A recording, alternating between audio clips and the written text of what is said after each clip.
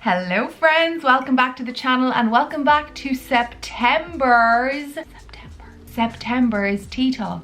Tea Talk with Grace. I don't know why now I'm going to start singing that jingle every single month. Anywho, if you are new to the channel, which there are a lot of you that are new to the channel from this time last month, and you don't know what Tea Talk is, basically Tea Talk is a little series that I started here the first Tuesday in every month, whereby we sit down with our tea and we talk. I was very creative with the name, clearly. Anyway, I love doing these Tea Talk videos. It's like my favorite video to film every month because I get to sit down, have the chats, answer any questions that you guys may have. I think it's just been a Q&A kind of format since I started it, but hopefully we can do a bit. Who's texting me? But I am planning on changing up the format into some like story times and lives and stuff like that. Just got to get around to it. Anyway, I'm going to not ramble because I tend to do that at the start of all of these videos. But as always, make sure that you guys sound off down in the comments because I love getting to chat with you guys in the comments of these videos in specific. You are like the most interactive in the whole entire world when it comes to Tea Talks every month. So make sure to leave your comments down below. I'm going to start off with the questions. I'm going to actually start with YouTube questions this month because I generally always start with Instagram. So let's change things up a little bit. Wow, you can really see how dark it is outside here when the screen is like shining on my face. So first question, Kelby Eccles. Kelby, that's an interesting name. I've never heard that before. That's a really nice name. Said, who is your biggest style inspiration? I actually have had this question a good bit, both over Instagram and in here. So I get my style inspiration from a lot of different places. I feel like I get a lot of inspiration from Instagram and from certain people that I have followed for years on Instagram. People that I can kind of pick out whose style I love and whose style I can kind of, I would never say I put my style in the exact same category as all of these people. Get your words out, Grace. But I can definitely see how my style pulls from different aspects of these people's styles. So I love Sincerely Jules, Julie Sarignana. I started following her when I first started my blog, which was when I was in college. She has a very kind of beachy, kind of boho vibe, kind of chill, cool girl. She's from LA, well she's from Mexico, but she lives in LA. So it's that very kind of West Coast vibe, but has a bit of glamour to it as well and a slight European edge. She has a really cool style. I would highly recommend you go and follow her if you're not following her already. Who else? Olivia Palermo, I adore. She is one of my biggest style inspirations. I love, again, how she has a couple of different styles. Like she likes to kind of mix and match things up a little bit, but for the most part, she loves a really tailored look, very polished, quite European, a little bit more East Coast because she's based in New York. Oh, I love another girl that I've been following for years, but doesn't really kind of, I don't see my own personal style in her, but I definitely get a lot of inspiration to step out of the box from her style, and that is Blair Edie. Her blog is called Atlantic Pacific, and again, it's another person that I've been following for years and years and years and years, and I just love how adventurous she is with color and texture and different types of style. It's just incredible what she does. I love Victoria McGrath in the fro. Her style again is very kind of classic but fun, and she also kind of likes, do you know what, my style could probably be a little bit more like hers because I also like those kind of flirty feminine kind of looks, but I also love the more tailored suit and trousers kind of a vibe too, and a good heel. I love a good heel. So I suppose maybe hers would be the one that I most like. Barbara Henry asked, what is your favorite perfume? Love everything you wear. I copy you. Thank goodness I don't live near you. Watching you help me with my outfits. I'm the same age as you. Thank you. Oh, thank you so much, Barbara. Yeah, thank God you don't live by me because we'd be wearing the same things all the time.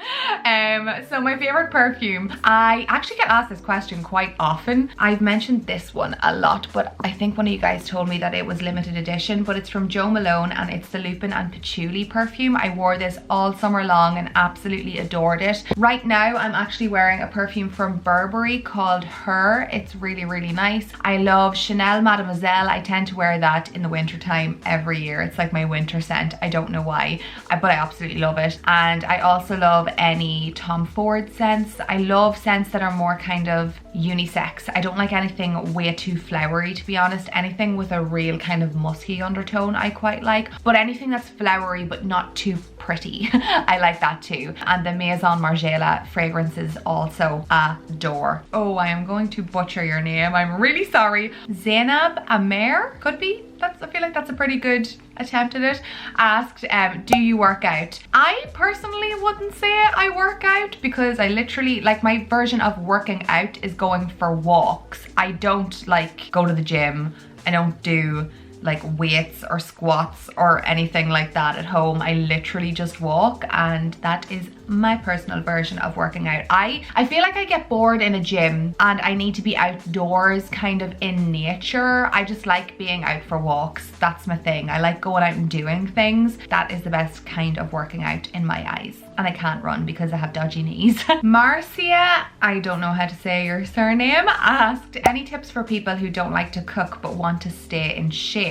Cooking really does help, because it kind of makes your meals at home less boring. So if there's any way at all that you can get into trying out new things at home and trying out new dishes, or even just finding a couple of dishes that you don't mind cooking. My stomach's starting to rumble now. If you can find like a couple of dishes that you don't mind cooking that are like interesting and they're a little bit more creative and fun, I feel like that makes eating healthy a lot easier. Maybe if you don't like to cook at home, maybe you eat out a lot, maybe just try and go for the healthiest option on the menu, or even just like simple things like substituting things out on menus. I feel like that's the thing that not a lot of people do when they go to like restaurants and stuff like that. Like if there's something in your dish that you would rather have something instead of, or you feel like you could eat something healthier, like instead of having a plate of chips every time you go out, having a side salad instead, like substituting those kind of things. Because there's times where I don't want potatoes or I don't want chips because I'm too full from eating earlier on,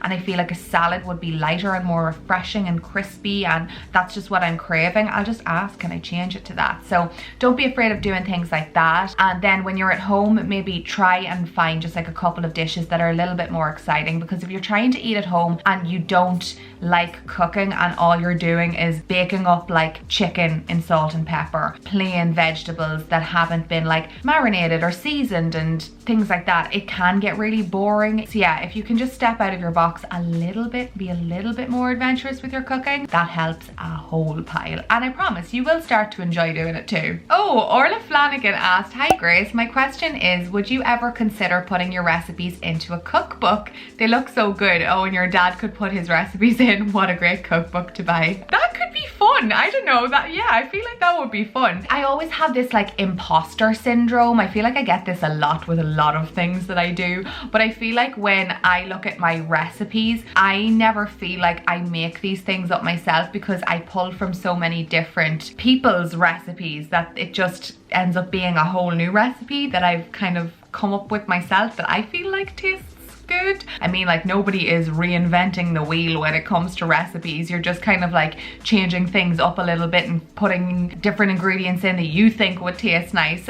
So I guess I come up with my own recipes to an extent, but yeah, I feel like that would be really fun, and I could, yes, definitely feature some of my dad's bakes in there too. Haley Nicholson, I'm not sure if I'm saying your name right. Haley asked, best way to get over a boy who doesn't treat you like you're something special. Girl, as what is that like a Pussycat Dolls song? If that dude ain't acting right, you tell that dude he got to go.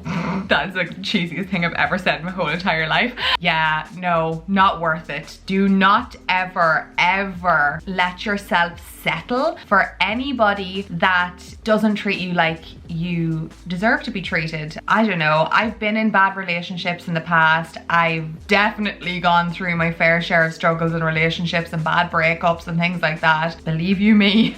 And I know it can be really hard when you're in that situation to kind of like bite the bullet and be like, no, I deserve so much better than this, but I promise you, like, oh, if I could just like be with you and shake you and tell you how deserving you are of somebody absolutely amazing amazing, who treats you like a princess and worships the ground that you walk on. Everybody deserves that. Absolutely everybody deserves that. And by no means am I naive to the fact that no relationship is perfect. I mean, there is no such thing as the perfect relationship. Everybody has their struggles. Every relationship has their struggles. Every person has their struggles. Nothing in life is perfect. But you definitely do 110% deserve somebody that appreciates you, that supports you. Everybody is so deserving of that. And if you are in a relationship with somebody that treats you any less than that, you really do need to just bite the bullet and be like, no, I deserve better. Believe in yourself and respect yourself enough to move on and be like, no, I deserve somebody better. But as I always say with relationships, first and foremost, the most important relationship that you have is with yourself. So make sure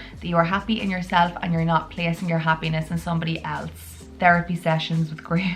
Oh, this is a good one. Tabitha Valdivia asked, what are some of your all-time favorite books and movies, Disney and non-Disney movies? Okay, my favorite books. If you didn't know already, I actually went to college and studied English and history when I was in college, so I have read my fair share of books. One of my all-time favorite books, I don't know why I am so obsessed with it. And this time of the year in specific, I think I kind of get excited to read it again, but I do read it every year, and it's Bram Stoker's Dracula. I absolutely love it. It's just a classic book, and I think it's probably because it's associated with like a time of the year that I love, like Dracula, autumn, Halloween. I love this kind of like time of the year and this season, so I feel like I read that when I was in college. It was a part of a module that I had all about vampires and werewolves, and it was really, really good. I really enjoyed it actually, but I really, really enjoyed reading it, and I actually read it every single year in October. Another series of books that I love are the Dan Brown, Robert Langdon kind of series of books. So The Da Vinci Code, Angels and Demons, Inferno, that whole situation. Love it, again, because it's like, it's a fictional book, but it's got a little bit of action in it, and it also references a lot of kind of historical topics that I find really interesting, especially when it comes to like Italy. It's very, very, very heavily based around Italian history and Italian culture, or those books are. So I really love it, and anything to do with a little bit of mystery and action, I just love. And then my favorite movies, I have like a wide range of favorite movies. As I said, love anything with a bit of action, with a bit of mystery. I love like National Treasure, those types of movies. I love the Marvel movies like Avengers and Black Panther and all that kind of stuff. What else?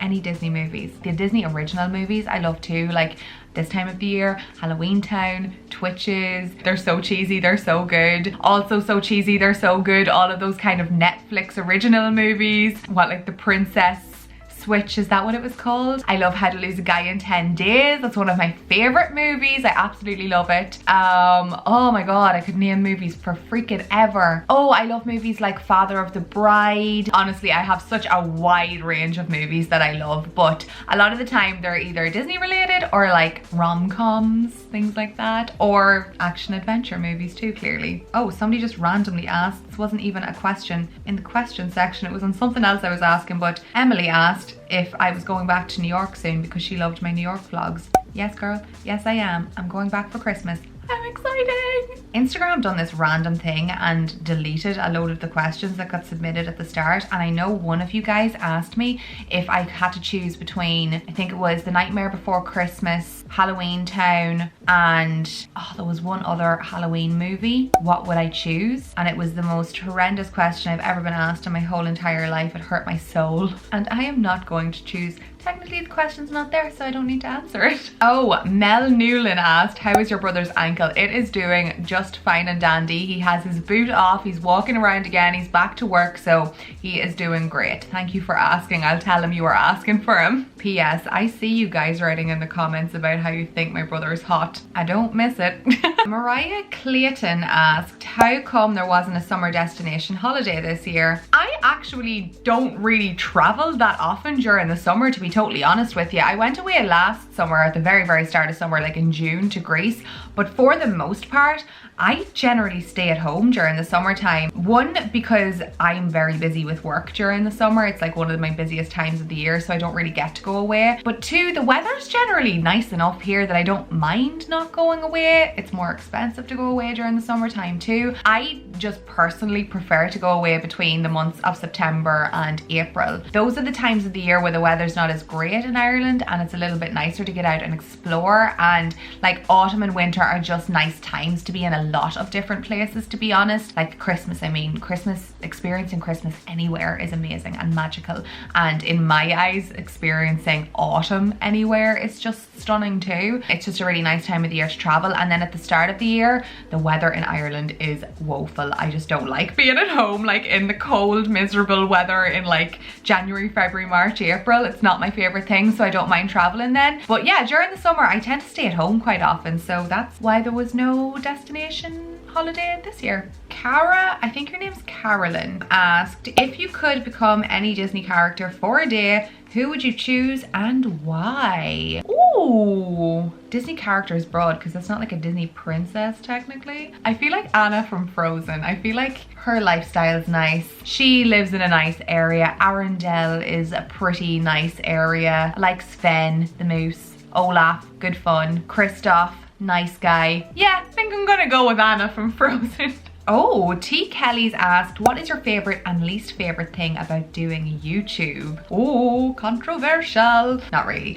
Okay, my favorite thing, honest to God, getting to interact with you guys. I absolutely love it. So I love when I put a video live, waiting for your comments to come in and getting to chat with you. Literally my favorite thing about doing YouTube. I absolutely love it. Like honestly, I'm getting like goosebumps. It just makes me smile so much. So you guys is my favorite thing about doing YouTube. And my least favorite thing, I think it's maybe like a desensitized approach to commenting on certain aspects of somebody's life or what somebody does or how somebody does something. Not having a little bit of sensitivity in the way that you say something can kind of be a little bit hard to read.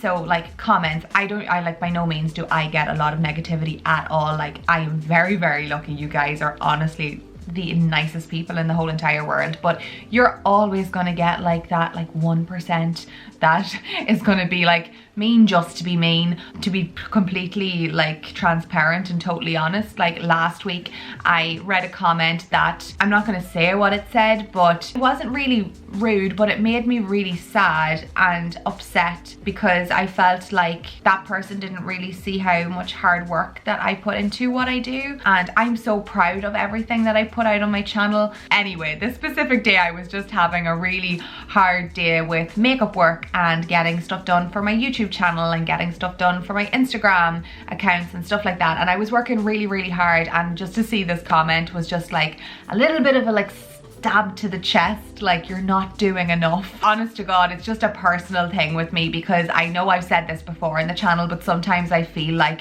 I'm never doing enough, that I could always be doing more. And then when somebody else points that out to you, or that you're having a bad day and you take their comment as in that's what they're saying, that's when it can be hard, and you really do have to just learn to have a thick skin and be like, Grace, just get over it. You're being over dramatic. Get yourself a cup of tea, you'll be fine. And here I am, I'm fine. Oh, this is an interesting one. Do any of your work clients know you have a YouTube channel? Yes, actually, it's really funny because a lot of, I kind of like keep my makeup work and my YouTube work like really separate, and I like it that way. But there's obviously a lot of people that are local to me that I work with and work for that know I have my YouTube channel, and they know I have my Instagram accounts and stuff like that. And it's really funny when people come into me to get their makeup done and they're like, I feel like I already know you because I follow you on Instagram and I watch your vlogs and I know what you do and I know what you like, and I feel like we're friends already. And I'm like, girl, we are. Or like when I can remember sitting down, or not sitting down, I was standing, I was doing